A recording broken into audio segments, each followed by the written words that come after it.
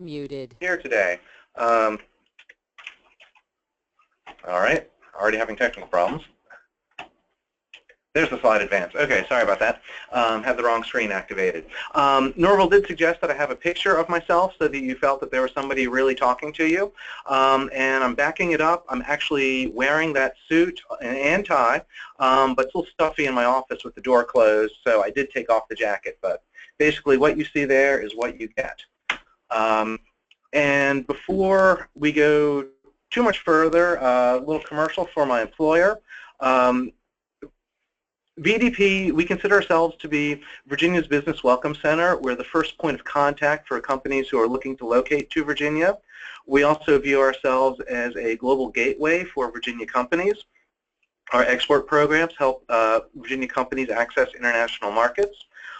We also work with local and regional economic development groups across Virginia to help them advance their goals.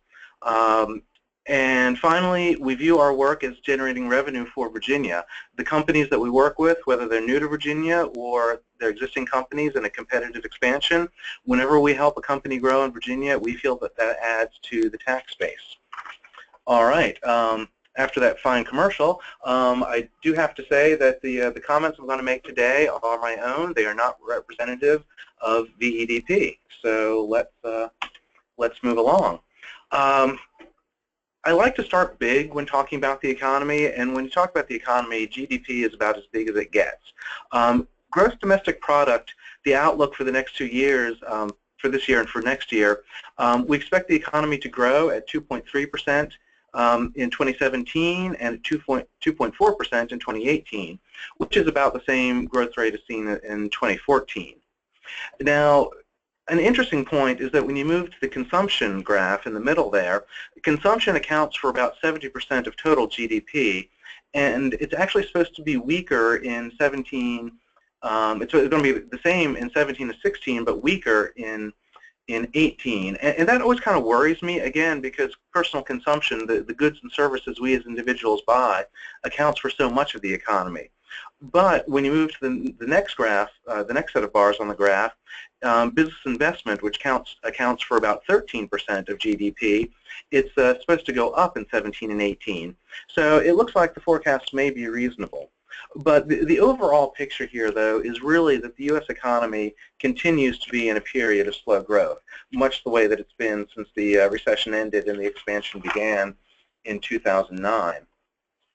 So as I was kind of building up there, the question really is, can we trust the forecast? What are other things that show what's going on in the economy? And a good place that I like to start with is the Recession Risk Indicator by Moody's Analytics. It's currently showing an 8% chance of a recession starting in the next 6 months. And as you can see, it's been trending down. It's the red line there compared to the GDP annualized rates there. And this is a good indicator. It's only been around since 2001, and it was new enough that when it predicted the 2001 recession and even the 2007 recession, it didn't gain a whole lot of attention at the time, but it's certainly a clear indication that the economy is not going to make any dramatic changes anytime soon. Another way to look at it, the leading index from the Economic Cycle Research Institute, it's a leading index. It's trying to say what's going to happen to the economy before it happens. And here, when we see the leading index in red, again, compared to annualized GDP change, we see the leading index going up. So again, it's suggesting the economy will continue to expand. Another way to look at it, the Dallas Federal Reserve Bank recently published an article suggesting that corporate profits can be used as a leading indicator for gross domestic product. So here we have profits in green, GDP in red. The dots there at the far right are showing you forecasts. And the article acknowledged that there were false predictions in 1986. You can see that dip in green. And then also in 1998, that would be the first of the two dips that you see in about the middle of the screen. So right now, when you look at what's going on, what happened in 2016, it's suggesting that that's going to turn out to be another false positive, and that overall the economy is continuing to grow at a mild pace. You can also see this this mild economic growth when you look at the capacity utilization rates for manufacturing. They're all healthy. Some of them are approaching the 85% rate, which suggests that additional capacity is required. But for the most part, it's healthy, but companies do not need to expand to meet their customer demand.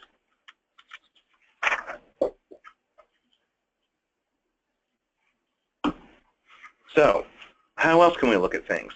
The Richmond Federal Reserve Bank has a capital expenditure outlook, and that's the red line, and it suggests that manufacturers in the Carolinas, Virginias, and Maryland expect to add new machinery in the next 6 months. However, after the Richmond outlook, it matched closely to the business investment component of GDP, as well as the metalworking machinery orders from AMT through the early stages of the recovery, but there's been a disconnect recently. So it's not a clear pattern, as clear of a connection as they used to be for all three of them, but still the overall picture here is showing that there's mild expansion in the business sector. Again, the U.S. economy is growing slowly.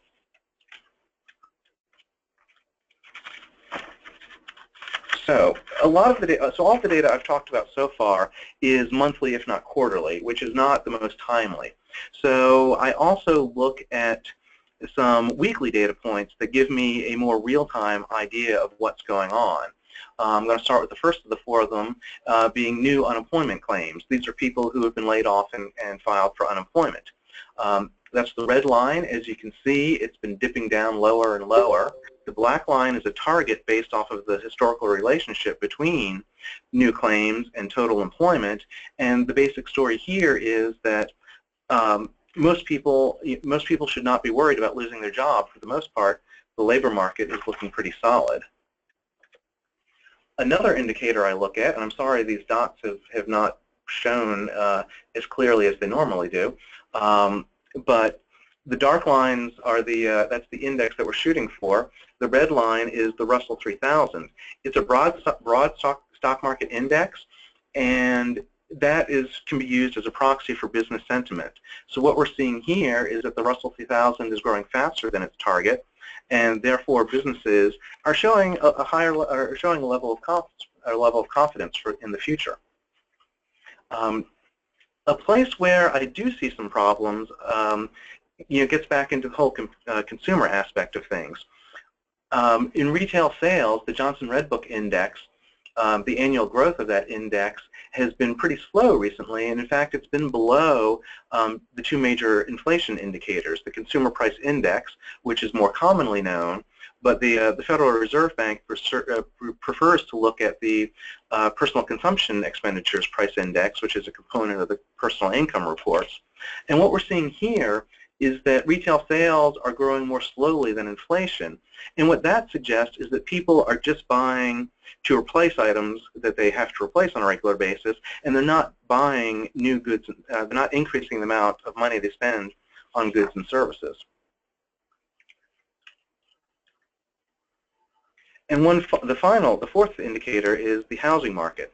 The housing market has been a weak spot. It's getting better, but it's still below the target. These are mortgage applications. They're for purchases, not refinancing, and it's inching to the target, but it still remains low. The target is based off of the relationship between gross domestic product and mortgage applications. The idea being that as the economy grows, more people should be interested in owning a house.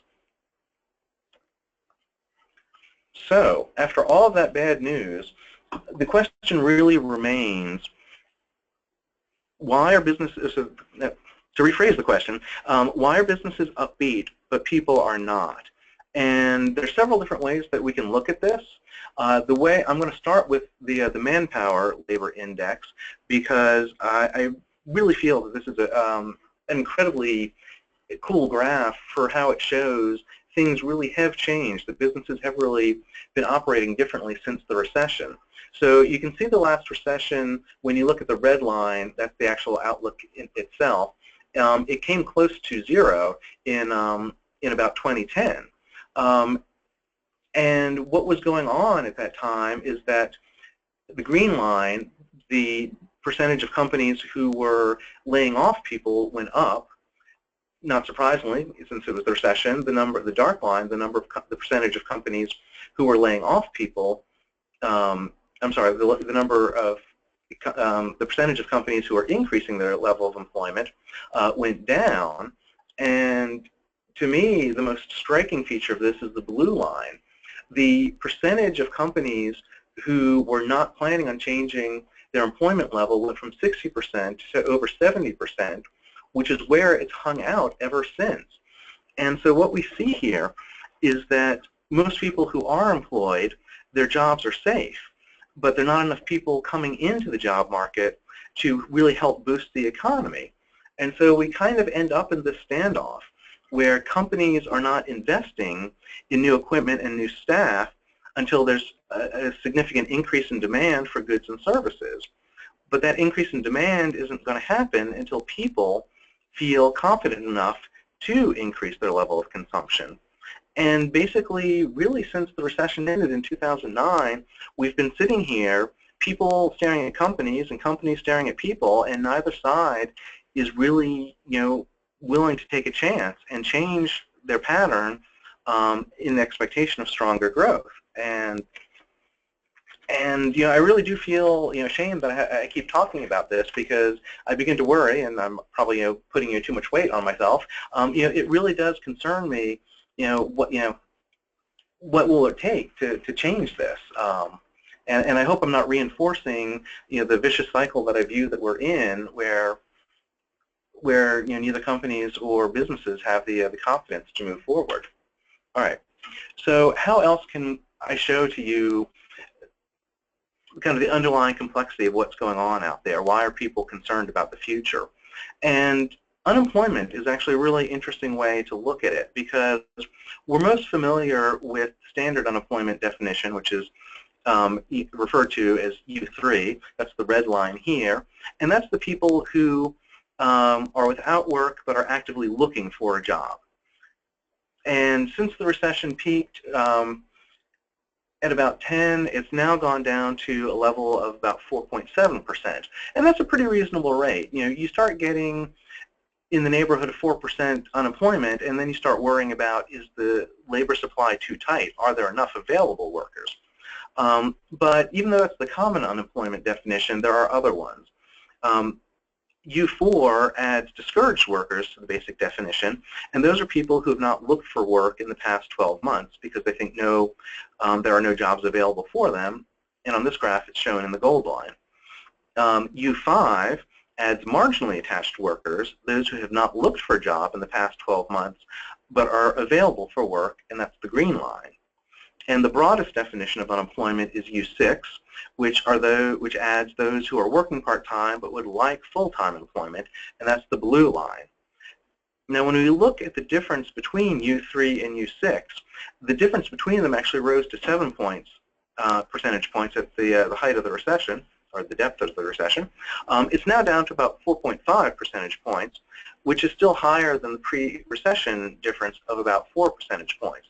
So again, things are getting better, but they're really not that great yet.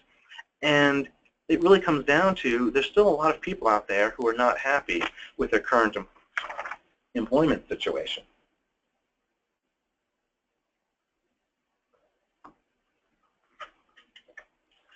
So another place I can look at the labor market and see good news comes from the labor turnover report. And the last one, which went through January, or would cover January, showed that the number of quits, the number of people who voluntarily left their job, reached a new peak of 3.04 million. Previously, the record was 3.01 million in November of 2001.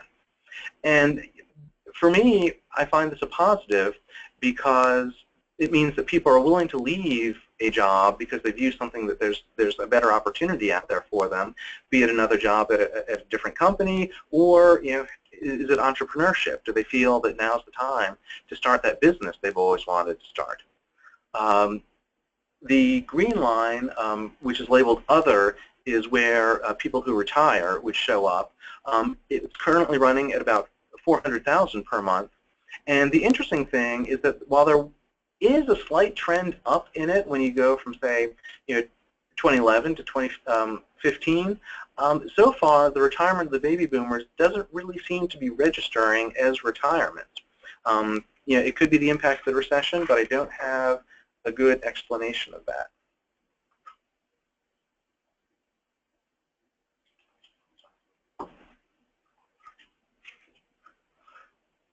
Okay, so again, why are people important to the growth of the economy, the growth of gross domestic product? Of course, coming from a retail background, for me, it's always personal consumption. It is about 70% of the economy. The stuff that we buy, the stuff and the goods and services we buy on a regular basis. But here's another way to think about the fact that people are so important to the economy.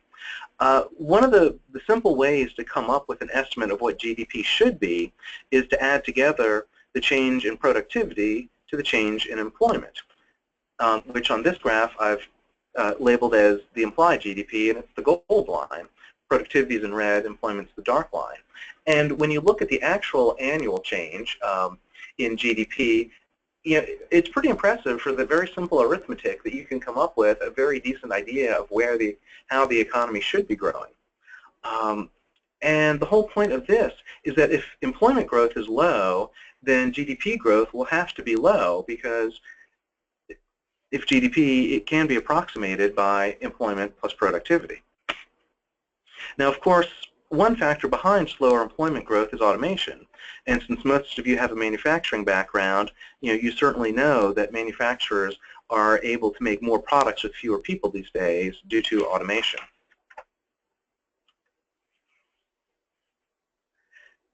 Another factor on why the economy is growing more slowly these days, again, getting back to the whole notion that people are important, is simply population growth. Very long time series here, even for me. But when you look at the fact that in January 1953, population was growing at a 1.7% rate, whereas in February of 2017 it was growing at a 0.7% rate, it just underlies the fact that if our population is growing at a slower rate, our employment must be growing at a slower rate, and therefore the economy will grow at a slower rate. The third factor that I want to talk about why employment is growing at a slower rate is the labor force participation rate. I really can't explain why this is, but when you look at the February 2017 figure for labor force participation, those people who are working or are looking for work, you see that 37% of working adults, or that the labor force participation rate is 37%. Oddly enough, that's the same rate it was and that's the February 2017 figure, sorry, I don't think I said that clearly, and that's the same, 37% is the same rate as was seen in February 1978. So it's a much larger figure than the 33% labor force participation rate, which was, give or take, what it was from 1994 to 2003. So again, something is going on in the labor market. There's a big change that has gone on as a result of the recession, and it's not exactly clear what that is or where, and therefore what we can do to solve it. But it really comes down to the question of getting the economy to grow faster is not going to be an easy task.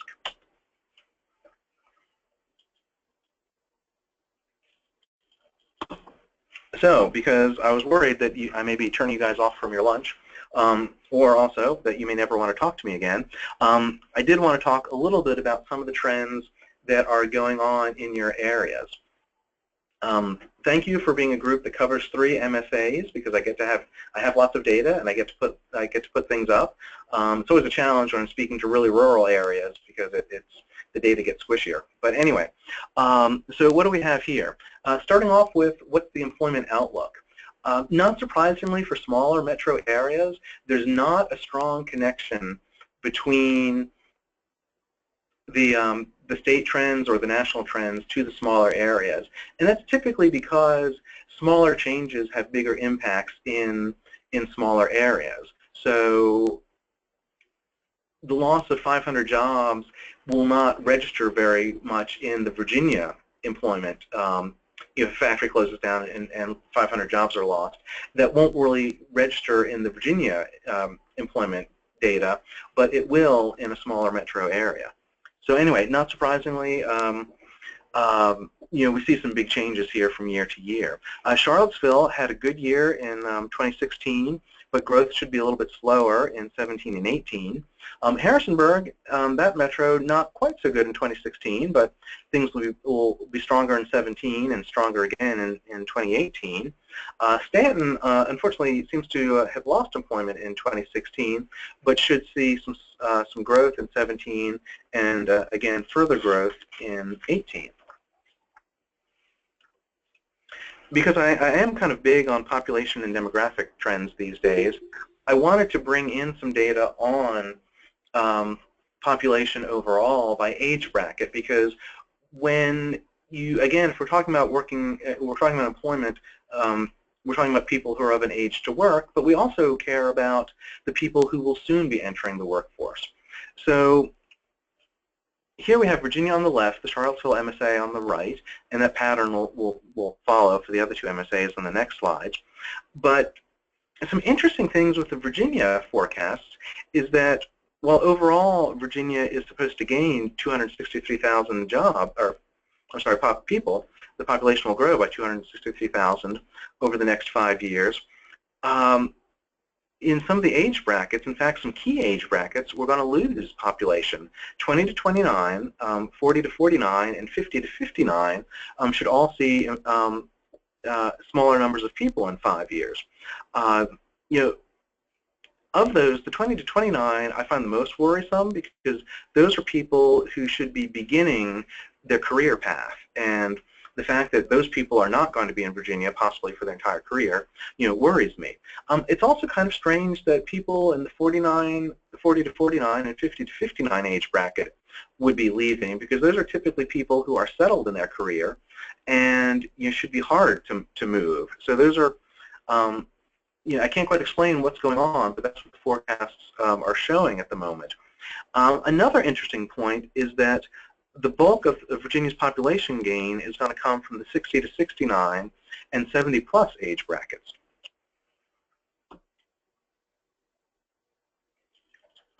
And sorry for the long pauses. I'm taking a drink. I often get thirsty when I talk. So let's move on to Charlottesville. So it will see population losses in 15 to 19 and 50 to 59 age bracket. Although overall 8,000 people, Charlottesville will be 8,000 people larger. But again, most of that is going to come from the 60 to 69 and 70 plus age brackets. And much like Virginia, I'm actually more concerned about the 15 to 19 age bracket for Charlottesville, because those are the future workers. Those are people who should be training and be available in that area for work, who may not be there, which could then make it difficult for companies to keep growing in that area. So now the metro area is Harrisonburg, and again some troublesome age losses predicted. 10 to 14 and 15 to 19 should lose. It should be smaller in 2023, and again those are the future workers, so that could make it difficult for employers to find workers in the future. Again, I have problems understanding the 50 to 59 age bracket. Typically I wouldn't expect that to go down, but that's what the forecasts show. Overall, Harrisonburg's population should gain 4,200 people over the next 5 years, but most of that's going to come from the 60 to 69 and 70 plus age brackets. And then finally, we come to Stanton, because I'm going in alphabetical order. Stanton Metro should add 1,700 people over the next 5 years, but it's going to lose 1,200 people in the 20 to 29 age bracket. And again, that for me, that really comes to, that's not a good sign for the workforce, and therefore the the business sector in Stanton. So now I'm going to switch the topic over to employment. Again, these are going to be projections. Actually, I just realized these are 10-year projections, so they're a little bit different than the last 3 slides. And here, just talking about what is the employment outlook, but more importantly, where will jobs be added? For Virginia, that's going to the jobs are mostly going to come from healthcare, the category of other services, which includes personal services and non-technical business services. So things that aren't included in professional services, which are IT services, legal services, accounting services, consulting services, things like that. And then finally, Virginia will add in the leisure and hospitality. Overall, Virginia should gain 209,000 workers in the Virginia employment should grow by 209,000 over the next 10 years. Charlottesville will gain 12,000 new jobs, and those are mostly going to come in government, other services, and healthcare.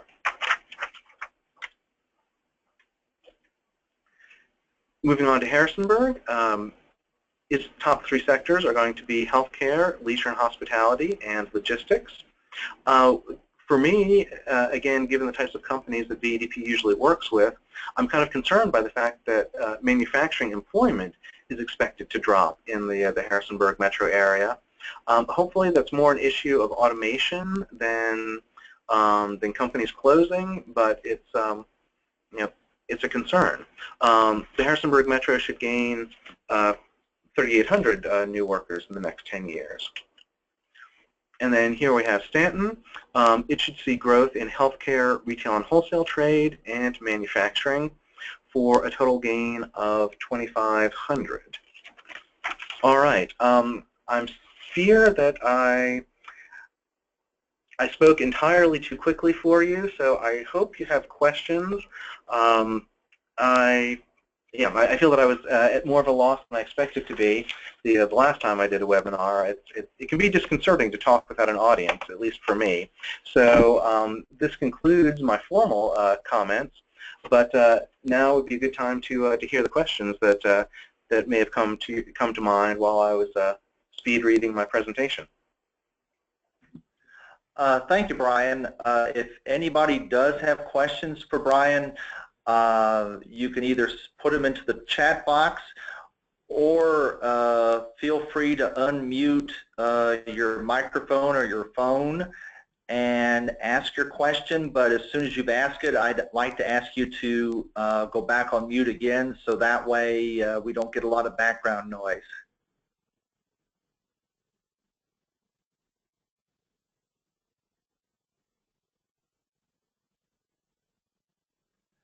Okay, Brian, I don't know if you can see the chat box or not.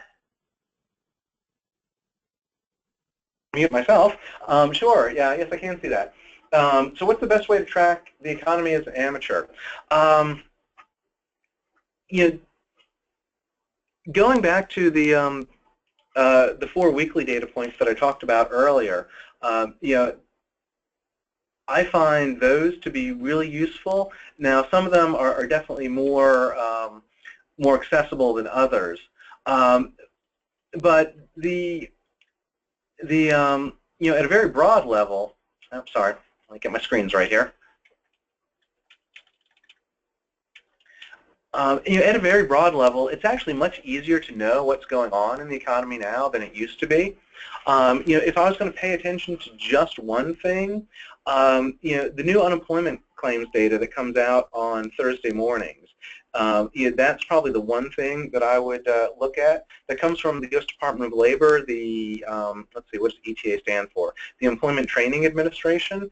Again, for me, the new claims really should be painting, it kind of ties everything together in my viewpoint, because if people are being laid off the way they are in a recession, it suggests that there's business uncertainty.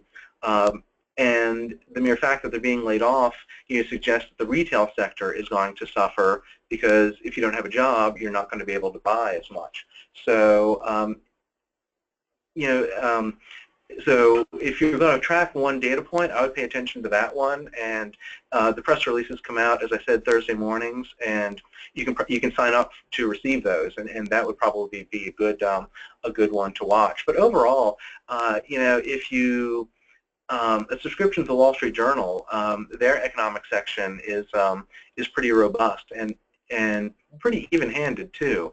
So it should give you, that'll give you a lot of insight to what's going on in the economy. All right, I see there's another question. Okay, very good question. So I talked about on the unemployment slide, people not being happy with their employment situation. So let's go back to what those blue lines mean, or what all those different lines mean. So the unemployment rate, that means that you're not receiving paid employment, but you are actively looking for a job. The gold and the green lines then add in broader definitions of who it is to not have a job. But then the blue line, the main reason that the blue line jumps so much is that brings in people who are working part-time but would like full-time employment. And these data come from the monthly employment situation report that the Bureau of Labor Statistics releases every Friday. And that's the confusing report that releases two different employment figures because it actually consists of two different surveys. The one that typically gets the more attention is comes from the business survey section of it, and that's the one that you'll hear that there'll be a lot of economic commentary leading up to it, saying that how many jobs were added in the past month, and there's discussion over how many jobs need to be added to account for population growth. So the headline, number of jobs added per month, that comes from the business side. But then there's the household survey, because once somebody loses their job, their employer doesn't really track what they're doing anymore. So the only way that the Bureau of Labor Statistics knows that somebody's unemployed is they do a household survey where they're calling people and asking them a set of questions and kind of walking them through the definitions of unemployed and determining where they fall in. And one of the questions that people are asked is, are you working part-time? If so, voluntarily, part-time may be all you need to work, or involuntarily, you'd really like to be working full-time, but you had to pay the bill somehow, and part-time is helping that out. So my comment about they're not happy with their current work situation really refers more to the people who are involuntarily working part-time. They're not happy with that. That's not where they want to be. They want to have a full-time job. And so this then gets into a whole lot of policy questions I'm not going to wade too deeply into, because it certainly comes down to questions about the American Care Act, and were people forced into part-time unemployment because their employer didn't want to pay their health insurance. But before I get myself in trouble on that one, I'm going to move on to the next question. Okay, thoughts about state budgets. I'm going to skip that one altogether. That's a tough thing for me to talk about in my role. So I just don't have a whole lot of awareness of the details that go into the creation of the state budget. But Go Virginia, I will talk about. Go Virginia is a really interesting new program that hopefully you've heard about. And the idea behind Go Virginia was to expand Virginia's economic development efforts overall, whereas VEDP and a lot of the other economic development related programs are really focused more on helping individual companies find what they need in Virginia. Go Virginia is a new program. It will officially be starting soon, and it's looking to not give money directly to companies, but it's looking at regional projects that localities can band together, a locality being a city or a county. What can localities in a region do to make their area more attractive to businesses? Some simple things, examples that get talked about would be, are there infrastructure improvements that can be made? Does the major industrial park need an upgrade of its power lines? Does it need a sewer line upgrade? Does a gas line need to be run? Do the roads need to be improved in an area? What can some localities do to make themselves more attractive to businesses? Another possible take on that are what workforce programs can be developed to train the workers for an area.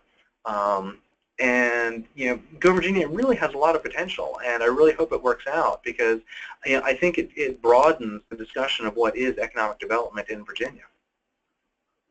And let's see, federal budgets, always a good thing to talk about when you're talking about Virginia. Virginia is the #1 state for Department of Defense contracts, so changes in defense spending really have an outsized impact on Virginia. And then even when you look at federal spending more broadly, when you think about the fact that so much of the employment growth in Northern Virginia has been driven by companies who provide services to the federal government, when the federal when the federal government catches a cold, Virginia gets the flu, and that's really what we saw with sequestration. I don't have handy a time series graph on Virginia's gross domestic product or Virginia's employment, but you can certainly see, whereas historically Virginia was kind of insulated from recessions because government spending usually moderated things during the depths of the recession, and then government spending usually allowed us to accelerate faster out of a recession. And that was true during the last recession. But the weird thing that happened when the sequestration spending limits were put in place is that Virginia's employment and GDP actually grew very flat in, let's see, what was that, 2011-ish. And that was a big change, and that's really when VEDP and the Virginia government as a whole realized that there was an issue, that we needed to diversify Virginia's economy. We're not completely walking away from the federal presence. We're right next door. We're neighbors. We have to pay attention to what's going on with the federal government. But we realized that unintentionally we had just taken for granted the advantages that were here, the benefits, I should say, the benefits in the economic benefits of having the federal government right here, and maybe we needed to be more aggressive in the marketplace for private sector jobs. And again, that kind of gets into what Go Virginia is trying to do. Go Virginia is trying to make sure that regionally in Virginia that there are that Virginia is attractive to businesses, and also taking in consideration what's unique about each region and what each region can emphasize and build on. And so, impact of the forecast. Yeah, that's a tough one. The data that we get from one of our data providers, Moody's Analytics, they actually offer multiple takes on what scenario is there for the economy. We just subscribe to the baseline one, which has been a little bit optimistic previously about solving the federal spending limits or sequestration. But certainly, if there wasn't enough business consumer uncertainty going on in the U.S. economy, there's definitely a lot of budget uncertainty right now at the federal level, because President Trump obviously wants to do some big things, but there's been no solution to the sequestration spending limits yet, and how will the big budget proposal change things? How will it happen when it's in violation of the Budget Control Act limits? All right, I think I've said all I can say on that one, but I don't see any new questions. So have I confused anybody with my follow-up answers?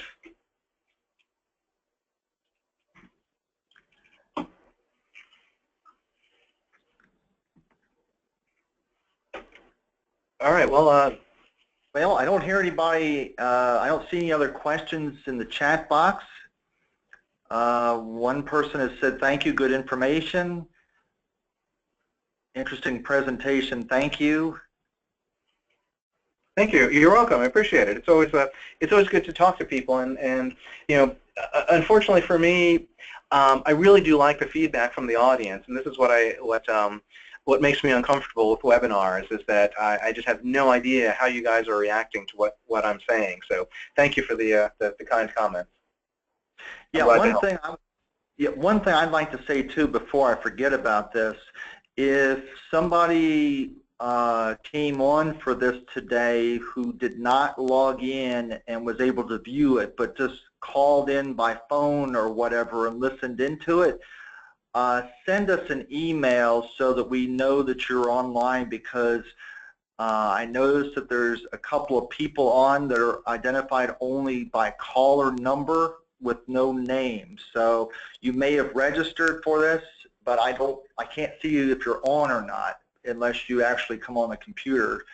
So I want to make sure that everybody's accounted for, so that way when we send the certificates out here later this week, that we don't miss anybody.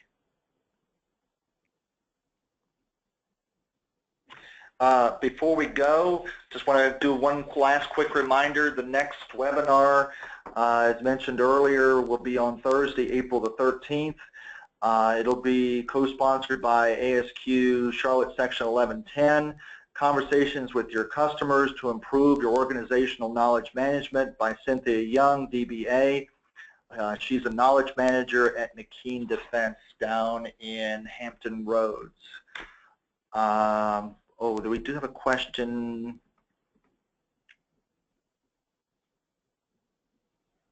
Yes, the question is, please confirm that this accounts for 0.1 RUs for ASQ, and will we receive email stating this for our record? Yes, you will receive a certificate that does have all the information shown on it, and it will show as 0.1 RUs for recertification credit. So there should be no worries there. Anyway, if nobody has anything else, I'd like to thank everybody for joining us. Thank you, Brian, for presenting today. You're welcome. Thank you for the opportunity. And we'll look forward to hopefully seeing most of you online again on Thursday, April 13th. And until then, hope everybody has a good rest of the day. Bye now. The Cadence Science brand. Visit Cadence.